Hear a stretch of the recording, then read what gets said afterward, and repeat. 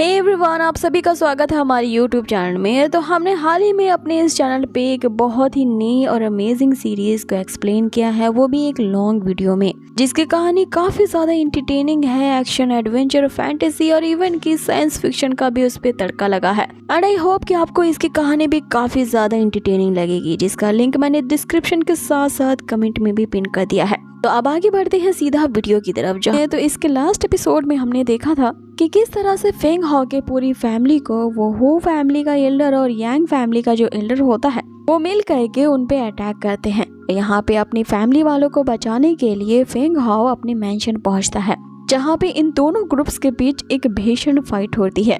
और इस फाइट में उस मोटे एल्डर हू की मदद वही शैडो डेमन कल्ट का जासूस कर रहा होता है।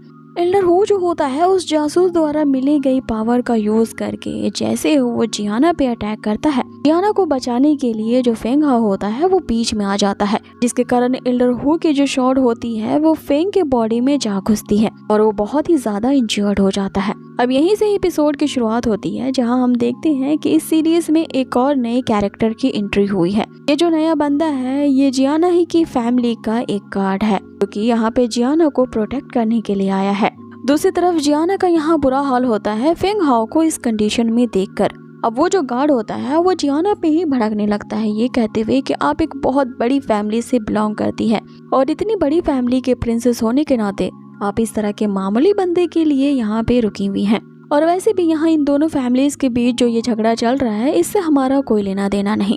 लेकिन हम देखते हैं कि जियाना का वाकई में काफी ज्यादा रोब होता है। वो उन गार्ड्स को ये ऑर्डर देती है, यहाँ पे ये जो दो फैमिली हैं, यांग फैमिली और हू फैमिली, इन दोनों एल्डर्स की ही कल्टीवेशन मेरिडियन को डिस्ट्रॉय कर दो, ताकि दोबारा इनकी हिम्मत ना हो कि फेंग हाओ की फैमिली पे अटैक कर सके। और रही बात इस बंदे फेंग हाओ की, तो ये मेरा मामला है, तुम इसमें टांग मत अड़ाओ। जिसपे वो गार्ड बार बार यहाँ जियाना को एक ही बात समझाने की कोशिश करने लगता है, प्रिंसेस आप बहुत ही बड़े और रेपुटेशन फैमिली से बिलोंग करती हैं, आपको इस छोटे से बंदे के लिए यूं नीचे बैठना शोभा नहीं देता। जिसपे जियाना उसे कहती है कि तुम्हारी हिम्मत कैसे हुई मेरे साथ जबान लड़ाने की, लगता है कि तुम अपनी औकात के साथ साथ अपनी पोजीशन भूल रहे हो कि तुम सिर्फ मेरे एक गार्ड हो। अब आगे ये बात सुनते ही वो जो गार्ड बंदा होता है वो जियाना से माफी मांगने लगता है। अब आगे जियाना को जाना होता है, इसीलिए वो फेंग हाओ से ये प्रॉमिस करके कि वो उससे मिलने के लिए जरूर आएगी, तब तक फेंग हाओ को उसे याद रखना होगा, वो ऐसा कहते हुए वहाँ से चली जाती है। फेंग हाओ काफी ज्यादा इंजर्ड होता है, तो उसे होश कुछ दिनों के बाद आता है। जैसे ही उसे होश आता है वो यहाँ जियाना को ही ढूंढने लगता है, जिसपे फेंग हाओ की मदर उसे बताती है कि वो लड़की जो कि तुम्हारे साथ आई थी वो तो उसी दिन चली गई। कि तभी वहाँ फेंग हाओ की जांच करने के लिए उनके फैमिली का जो वैद्य होता है वो आता है। यहाँ उस डॉक्टर ने जैसे ही फेंग हाओ के पल्स को चेक किया होता है उसे यकीन नहीं होता, क्योंकि फेंग हाओ जिस तरह से इंजर्ड था ठीक है होने में तो 2 महीनों का टाइम लगने वाला था, लेकिन फेंग हाओ तो यहाँ पे 3 दिनों में ही अच्छा भला चंगा हो चुका है।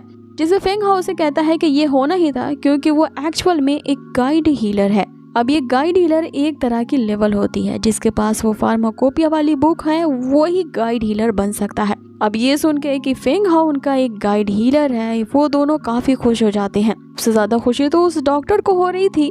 आगे वो डॉक्टर उससे कहता है कि फेंग फैमिली का पूरा फ्यूचर तुम पे डिपेंड है, क्योंकि हमारी इस फैमिली में पिछले 100 सालों में ऐसा कोई नहीं हुआ है जो कि एक हीलर गाइड बन सके, और जब आपके तुमने ये स्टेटस हासिल कर लिया है तो ये हमारी फैमिली के लिए एक बहुत बड़ी रेपुटेशन की बात है।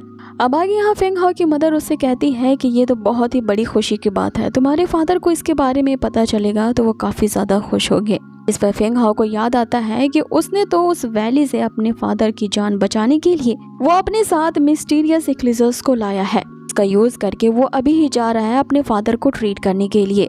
लेकिन वो डॉक्टर यहाँ फेंग हाओ को ये कहते हुए रोक देता है कि भले ही तुम अभी अच्छी कंडीशन में आ चुके हो, क्योंकि हमारी फैमिली के लिए एक बहुत बड़ा बेनिफिट है, लेकिन मैं तुम्हें एक चीज दिखाना चाहता हूँ जिसे देख करके तुम्हें यकीन नहीं आएगा कि हमारी फैमिली के कितने सारे लोग अभी भी घायल हैं। अब 3 दिन पहले हुए उस फाइट के कारण यहाँ फेंग हाओ की पूरी फैमिली वाले ही इंजर्ड होते हैं। यहाँ सबों को हील करने की जिम्मेदारी फेंग हाओ की होती है, लेकिन सबसे ज्यादा क्रिटिकल कंडीशन जो होता है वो फेंग फैमिली के जो ग्रेट हीलर होते हैं उनकी कंडीशन काफी ज्यादा खराब होती है। सभी लोग यहाँ फेंग हाओ को उनके पास ले आते हैं और उससे रिक्वेस्ट कर रहे होते हैं कि वो किसी भी तरह से ग्रेट हीलर को बचा लें। फेंग हाओ जैसे ही उनकी कंडीशन चेक करता है उसे पता चलता है कि इनके पूरे शरीर पे पॉइजन फैल चुका है। लेकिन फेंग हाओ जो है उसके पास फार्माकोपिया की नॉलेज होने की वजह से वो यहाँ ग्रेट एल्डर को क्योर कर सकता है। जैसे ही फेंग हाओ उनका इलाज करना शुरू करता है, सारे हैरान रह जाते हैं क्योंकि इस टाइप के जो हीलर हुआ करते थे वो एंशिएंट जमाने में ही हुआ करते थे और पिछले 100 साल के बाद उनकी फैमिली में इस तरह का कोई हीलर आया है, ये सुनकर सभी काफी ज्यादा खुश होते हैं। कहाँ यहाँ एक टाइम था जब फेंग हाओ की ये पूरी फैमिली उसे नल्ला नकारा समझते थे और काफी बुली किया करते थे। आज फेंग हाओ इनकी मदद कर रहा होता है। सारी फैमिली वाले जो होते हैं फेंग हाओ के साथ जो उन्होंने बर्ताव किया था इसके लिए माफी मांगते हैं। जहाँ ये फैमिली पहले हम आपके हैं कौन हुआ करती थी से हम साथ साथ हो जाते हैं। अब आगे फेंग हाओ ने ग्रेट एल्डर समेत सारे डिसाइपल्स का इलाज कर दिया होता है, जिसके कारण उसके मदर उससे कह रही होती है कि आज तुम काफी ज्यादा थक चुके हो तो आराम कर लो। लेकिन फेंग हाओ का बस एक ही मकसद होता है कि वो अपने फादर को ट्रीट करना चाहता था, इसलिए अब वो अपने फादर को हील करने के लिए पहुंच जाता है। अब ये देख करके सारे लोग कि फेंग हाओ की ही चर्चा कर रहे हैं। लिटिल फेरी उससे कहती है कि सारी मुसीबत में तो मैं इसका साथ देती हूँ, लेकिन इसने तो मुझे बुला दिया है। सारी क्रेडिट लेने के साथ साथ इसने जो प्रॉमिस किया था कि वो मुझे चिकन लॉलीपॉप्स देगा, इसने अब तक मुझे दिए नहीं है। अगली बार जब बच्चे तू हर्ट हो जाएगा ना तो मैं तेरी मदद करने नहीं आऊंगी। अब आगे जो फेंग हाओ होता है वो अपने फादर की हीलिंग प्रोसेस को शुरू करता है, जिस प्रक्रिया के कारण वहाँ पे एक बवंडर क्रिएट होता है और फेंग हाओ उसके अंदर चला जाता है। अंदर आने के बाद उसे पता चलता है कि वो अपने फादर के सबकॉन्शियस माइंड के अंदर आ चुका है, जहाँ पे उनके फादर की जो स्पिरिट है एक बहुत ही बड़े से आइस के पहाड़ के अंदर कैद है और उन्हीं की स्पिरिट को अब आजाद कराने के लिए फेंग हाओ जो होता है वो इस क्रिस्टल माउंटेन को तोड़ने की कोशिश करने लगता है। अब वो बर्फीला पहाड़ तो टूटता ही नहीं, लेकिन यहाँ पे उल्टा ही हो जाता है कि फेंग हाओ को चारों तरफ से आने वाली क्रिस्टल वेपन से उस पे अटैक होने लगता है। लेकिन फेंग हाओ उन सभी को डॉज कर लेता है और ये ठान लेता है कि वो चाहे कुछ भी हो जाए वो अपनी इस ट्रीटमेंट को तो आज नहीं रोकेगा। अब आगे उन अटैक से बचने के लिए उसने अपने अराउंड एक शील्ड बना लिया होता है और फिर वो उस बर्फीले पहाड़ को तोड़ने की कोशिश करने लगता है, जिससे निकलती हुई लगातार जो क्रिस्टल्स होती हैं वो यहाँ पे फेंग के शील्ड पे ही गिर रही होती हैं। अब आगे उस बर्फीले पहाड़ को तोड़ने में यहाँ जैसे ही फेंग हाओ कामयाब हो जाता है उसके सामने एक और बड़ी मुसीबत आ जाती है और अब अचानक से एक बवंडर से यहाँ पे आइस ड्रैगन रिलीज होता है जो कि फेंग हाओ पे अटैक करने लगता है। लेकिन उस ड्रैगन को अपनी ओर आता देख भी यहाँ फेंग हाओ रुकता नहीं है और उस बर्फीले पहाड़ को पूरी तरह से तोड़ने में लगा रहता है। वो इतना ज्यादा प्रेशर लगा रहा होता है कि रियल वर्ल्ड में वो बहुत ही ज्यादा हर्ट हो जाता है। इधर दूसरी तरफ फेंग हाओ ने उस बर्फीले पहाड़ के अंदर से अपने फादर के स्पिरिट को तो निकाल लिया होता है, लेकिन अब फेंग हाओ के सामने वही आइस ड्रैगन होता है जो कि जैसे ही उस पे अटैक करने ही वाला होता है फेंग हाओ ने भी यहाँ अपनी स्पिरिचुअल पावर को एक्टिवेट कर लिया होता है और एक जोरदार अटैक उस ड्रैगन पे करता है, जिसके बाद हम देखते हैं कि वो ड्रैगन वहीं पे ढेर हो जाता है। अब आगे फेंग हाओ ने यहाँ पे अपने फादर की स्पिरिट को उस कोल्डनेस से तो बचा लिया था, इसके कारण उसके फादर की जो सांसें होती हैं वो वापस से चलने लगती हैं, जिसके कारण अब इसके फादर को जिंदा रहने के लिए मैजिक मेडिसिन की जरूरत नहीं होगी। ये सुन के उसकी माँ काफी ज्यादा इमोशनल हो जाती है और फेंग हाओ से पूछने लगती है कि ये कब जागेंगे, जिसपे फेंग हाओ उनसे कहता है कि ये 1 महीने में कोमा से बाहर आ जाएंगे। लेकिन फेंग हाओ ने यहाँ अपने फादर को ट्रीट करने के लिए बहुत ही ज्यादा एनर्जी यूज कर लिया था, जिसके कारण उसे ब्लड की वॉमिटिंग होने लगती है और वो बेहोश हो जाता है, जिसपे फिर उसे डांट लगाने लगती है कि अभी अभी तुम्हारे अंदर के मार्शल आर्ट के वॉर्टेक्स ने एक्सेलरेट पकड़ा था, लेकिन तुमने अपनी सारी एनर्जी लगा के इसे फिर से यूजलेस कर दिया। जानते हो कि ऐसा करने से यहाँ तुम्हारी मौत भी हो सकती है। जिसपे आगे फेंग हाओ फेरी से पूछने लगता है कि क्या कोई दूसरा तरीका नहीं है। इससे पहले फेरी उसे कोई तरीका बता पाती, यहाँ जो फेंग हाओ की मदर होती हैं वो उसके लिए एक फ्रैगमेंट लाती हैं। अब ये कोई ऐसा वैसा फ्रैगमेंट नहीं होता है, बल्कि वूजिंग का फ्रैगमेंट होता है, जिसे वो अपने बेटे को देते हुए कहती है कि इसे जल्द से जल्द एब्सॉर्ब कर लो। यहाँ फेरी भी उसे यही बताती है कि लगता है कि गॉड भी तुम्हें अपने पास नहीं बुलाना चाहते, क्योंकि बस ये वूजोंग का ही फ्रैगमेंट तुम्हें बचा सकता था मरने से। देखो मेरे कहने से पहले ही तुम्हारी माँ ने ये तुम्हारे हाथ में ला के रख दिया। अब जैसे ही फेंग हाओ जो होता है उस फ्रैगमेंट को अपने अंदर एब्सॉर्ब करता है, उसकी कंडीशन वापस से बेटर होने लगती है। तो उसकी माँ उसे कहती है कि भूल कर भी भविष्य में कभी भी ऐसा फैसला लेने की कोशिश मत करना जिससे तुम्हारी जान जा सके। अब आगे फेंग हाओ यहाँ पे अपनी माँ से पूछने लगता है कि उसे इस तरह के और भी सारे मार्शल क्रिस्टल फ्रैगमेंट्स चाहिए, ये फ्रैगमेंट उन्हें कहाँ मिला था। जिसपे उसकी माँ उसे बताती है कि ये जो वूजिंग नामक फ्रैगमेंट होते हैं वो काफी ज्यादा महंगे और एक्सट्रीमली रेयर फ्रैगमेंट्स होते हैं, और ये हमारी इस फेंग फैमिली में बस एक ही इकलौता मैजिकल क्रिस्टल था जो कि काफी साल पहले हमारे एंसेस्टर द्वारा काफी संभाल करके रखा गया था, और इसी ही मैंने तुम्हें दिया है।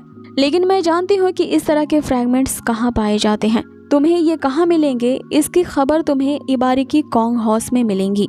तुम्हें इबारिकी कॉन्ग हाउस में मेरे फादर से मिलना होगा, यानी कि अपने ग्रैंडपा से, क्योंकि इस तरह के वूजिंग फ्रैगमेंट्स कहाँ पाए जाते हैं ये तुम्हें कॉन्ग फैमिली ही बता सकती है। अब आगे यहाँ फेंग हाओ की जिंदगी की एक नई जर्नी शुरू होती है, जहाँ पे उसकी मदर ने उसे इबारिकी कॉन्ग हाउस भेजा होता है, जहाँ पे उसके फादर और उसके भाई रहते हैं। उसकी माँ उसे एक खास तरह का जेड पेंडेंट देती है और ये कहती है कि इसे तुम अपने ग्रैंडपा और अंकल को दिखा देना, जिससे वो समझ जाएंगे कि तुम मेरे बेटे हो और तुम्हारी आइडेंटिटी वो जान जाएंगे। अब यहाँ फेंग हाओ जो होता है वो काफी ज्यादा उदास होता है, क्योंकि उसे अपनी फैमिली से पार्ट होना बिल्कुल भी पसंद नहीं है, लेकिन अपनी फैमिली को एक साथ एकजुट करने के लिए उसे ये बड़ा कदम उठाना ही होगा। उसे अपने फादर को ठीक करने के लिए उसे वूजिंग नामक फ्रैगमेंट्स की जरूरत होगी, जो कि कॉन्ग फैमिली के ही लोग जानते हैं कि वो फ्रैगमेंट्स कहाँ पाए जाते हैं। अब आगे जो फेंग हाओ होता है वो अपनी मदर को अलविदा कहता है, लेकिन इस वादे के साथ वो एक बड़ी सी शिप के ऊपर चढ़ जाता है कि वो हर हाल में अपने फादर का इलाज करके ही रहेगा, ताकि उनकी फैमिली वापस से एक बार फिर से रीयूनाइट हो जाए। अब अपने इसी नए लक्ष्य को पूरा करने के लिए जो फेंग हाओ होता है वो अपनी अगली जर्नी के लिए निकल पड़ता है। सो गाइज, इसी के साथ ही ये एपिसोड यहीं पे फिनिश किया जाता है। तो आप लोगों को ये आज का एपिसोड कैसा लगा है हमें कमेंट बॉक्स में ज़रूर बताएं। और हाँ, अगर वीडियो ज़रा से भी अच्छी लगी हो तो प्लीज़ इसे लाइक करना ना भूलें।